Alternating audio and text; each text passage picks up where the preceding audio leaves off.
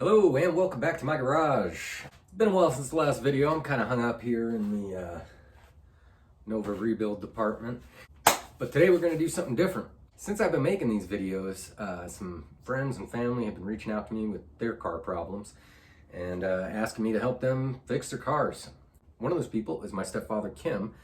He's got some type of modern Chrysler van, but it's apparently got a bad ignition coil. So I'm gonna take care of that. Before I dive in, I think I should explain some science facts. Some of the differences between a modern car and an old car. If you've watched my automotive anatomy video, this will probably make a little bit more sense to you. If not, you should probably check that out. I'm not gonna put a link in the description or anything like that because I don't know how to do any of that. You could just look for it. But anyway, so on this van, one of the ignition coils is broken, and apparently that's causing a miss. A miss is when one of your cylinders isn't firing. And in this case, the coil is what gives each cylinder its spark. And one of those coils is bad, so he's not getting spark to that cylinder, and that cylinder is not firing. So it is misfiring, and for short, they call that a miss. So on old classic cars back in the day, the ignition coil was a little cylinder with a wire coming out of the top, and that wire goes to your distributor, okay? And then your distributor has a bunch of wires that all go to your spark plugs. And the coil creates a spark, creates electrical charge, sends it to the distributor, and the distributor distributes it. Back in the 60s, GM, General Motors, Chevrolet, in their one company war against things that are not universal and simplistic, battling the evil forces of convolution and ridiculous design known as Ford. In Chevy's infinite wisdom, they came up with a thing called an HEI distributor, which said, why do we have a coil and a distributor as two separate things? Why don't we take that coil, make it really tiny, and just put it inside the distributor? So time marched on, and technology progressed, and they started shoehorning computers into cars. So this whole system of using a coil and a distributor, or a distributor with a coil built into it, just went by the wayside. They stopped doing that. And what they started to do was, get this, they went from having one coil and one distributor to getting rid of the coil and just having a distributor. And then they decided, hey, let's get rid of the distributor, replace that with a computer, and then add one coil for every cylinder. And then bury it underneath a bunch of garbage and seal it all up with a stupid plastic cover so that you can't really get at it. So that's kind of the rundown on, I don't know, how cars have evolved ways to get spark. So apparently I'm informed that this is a 2016 Chrysler Town&Country. Apparently down in here underneath all this garbage, there's a thing we got to take out and put a new one in. So we're gonna start doing that. So these are all the parts that we got. This is the ignition coil. Here's some type of rubber gasket thingy, and these are spark plugs. So with spark plugs, you have to find out what the gap is supposed to be, and the gap refers to the space between the little point there and that little hooky thing. That needs to be a certain distance. If it's too big or too small, it's apparently not good. So you have to find out what that is, and then use something like that to, it's got little dial-y gauge number-y things. And I'm gonna go ahead and show you how to gap spark plugs. So the number we're going for is 0.43. So my little O'Reilly decoder ring, I look for 0.4 and then the third tick mark. So the way I do that is, I don't know if you can actually see this, stick this in here and I slide it along and it starts to push that open. And I go to 0.4 is where I'm at now. And it's pretty tight. I'm gonna call that about good. That looks about good. All right, something in there. I'm gonna do that on all of them. So These spark plugs seem to be ungappable. They're harder than the gapping tool, so we're just gonna call that good, I guess. Step one is to disconnect the battery so we don't electrocute ourselves. I have it on good authority that this is a 10 millimeter.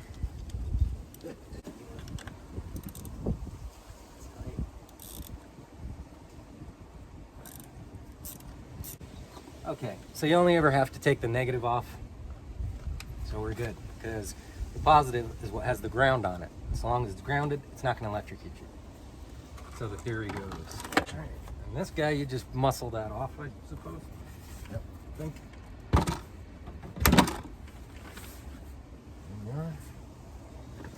This is a plastic intake manifold, which is interesting. So now we just got to start. We're looking to get it, guys, underneath here, and so we just got to pull all this stuff out somehow. Yeah, let's start doing that.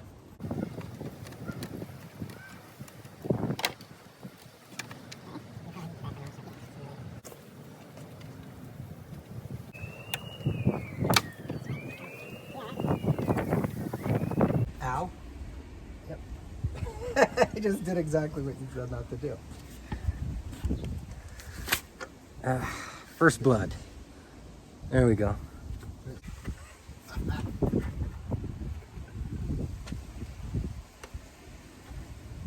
that under there like that. There we go. Hey, Okay. that works. Broken. Okay. So the radiator hose is free.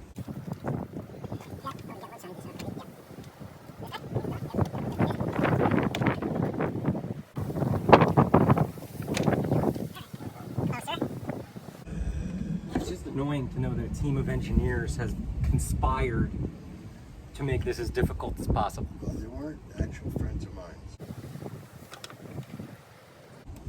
He's lost faith in me. He's already YouTubing another YouTuber. Okay, so some bozo who's apparently a mechanic on YouTube said that we got to get this guy out first, so we're gonna do that. Okay, here's something that the professional mechanic YouTubers aren't gonna tell you or show you, and I'm gonna take you in for this. So they make all these cars nowadays specifically with different types of connectors and things other than nuts and bolts and screws to make it difficult for you to work on these cars. Point in case, here's one. Let me see if you can see this little guy here. He's supposed to be depressed. He's supposed to be very sad and listen to The Cure. No, he's supposed to be depressed and lifted up at the same time, and there's a specialty tool for that. And it looks super simple when you have that tool, but it's a nightmare if you don't. So the way to get this out actually is after you disconnect all the components from it, you just lift up, push it back, and yank it, and it's open on this one side, and it just slides out from underneath there, and you don't have to buy that specialty tool or fuck around with it for 45 minutes with no progress and nearly break the manifold that's made out of plastic and costs $700 or whatever it costs, and you just yank the bad boy out.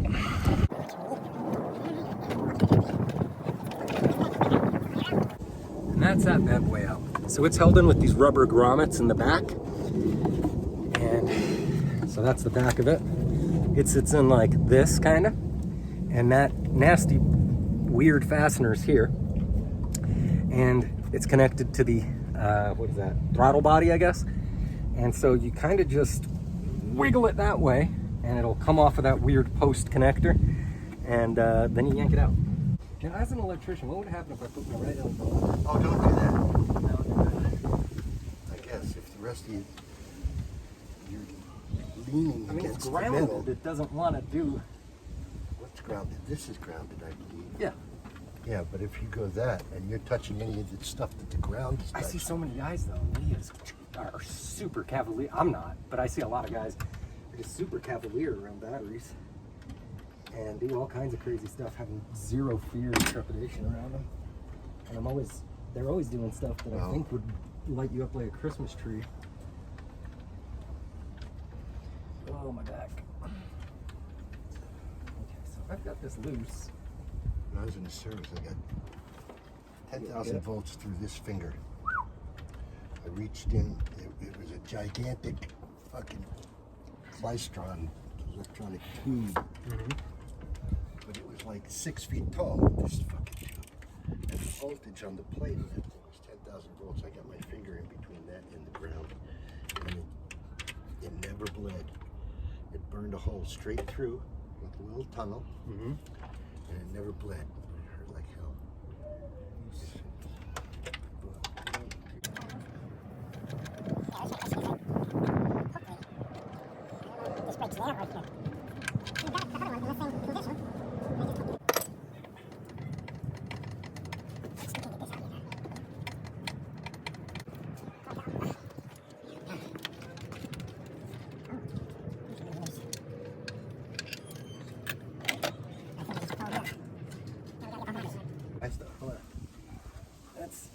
If you can just hold it there. Sure. You want to get that hose? Yeah, just keep a little tension on it.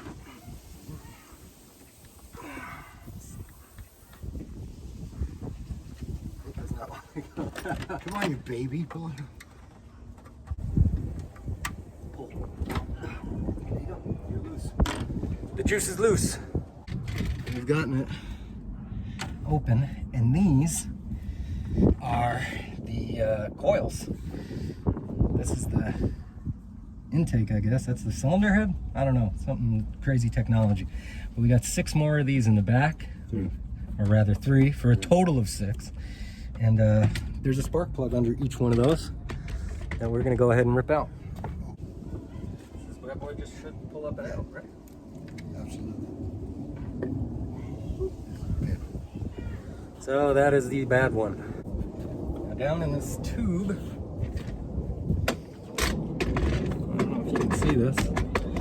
Ooh. Down in that tube is the spark plug, which I'm going to yank out.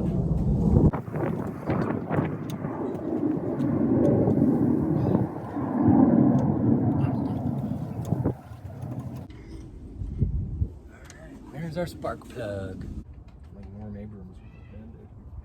Remember Norm on This Old House always had band-aids downstairs?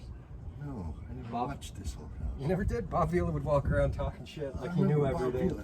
But Norm Abrams was the actual like master carpenter that did everything. That did everything? And his hands would be all chewed up as Bob walked around and asked silly questions.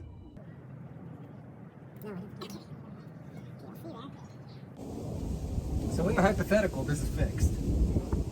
Yes. Do you want to press your luck and do the rest of the spark plug?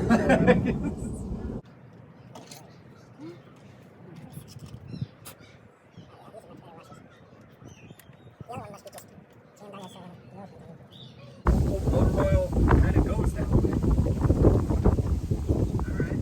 This has got to be on there first. So you do not want to take, you do not want to replace. No, look at them. They're fine. They're not cracked or anything. What way did this go? Yes. Okay, so that's clear. Oh, coil packs are like that. So it's like that, just like Yes. perfect. Yes. We're all plugged in.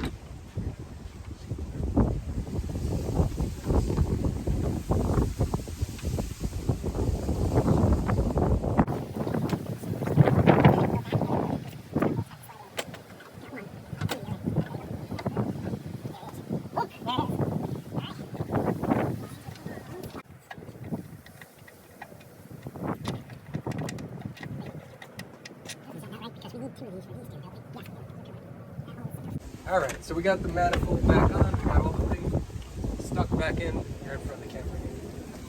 We got all the things stuck back in where they go.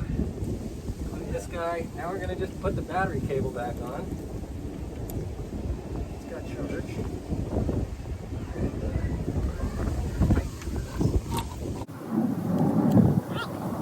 So we think we did it. Put that thing on, maybe. Yeah, we gotta put this guy on. I guess. Something like that. Alright, let's see if it turns over.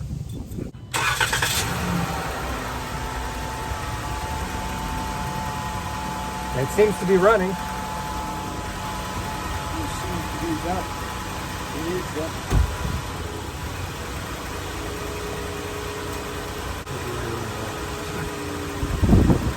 That seems like it. Well, another day, another dirty shirt, as they say. Seems to be working good. Test drove it. He's not here, so it either worked and he's happy, or he's broken down on the side of the road and calling an actual mechanic. But I had fun doing it. Happy to help. If you guys out there live near me, know me, and need a car fixed, why don't you swing on by and I'll try to see if I can help you out. Hope you enjoyed watching. Talk to you later. See you next time. Bye.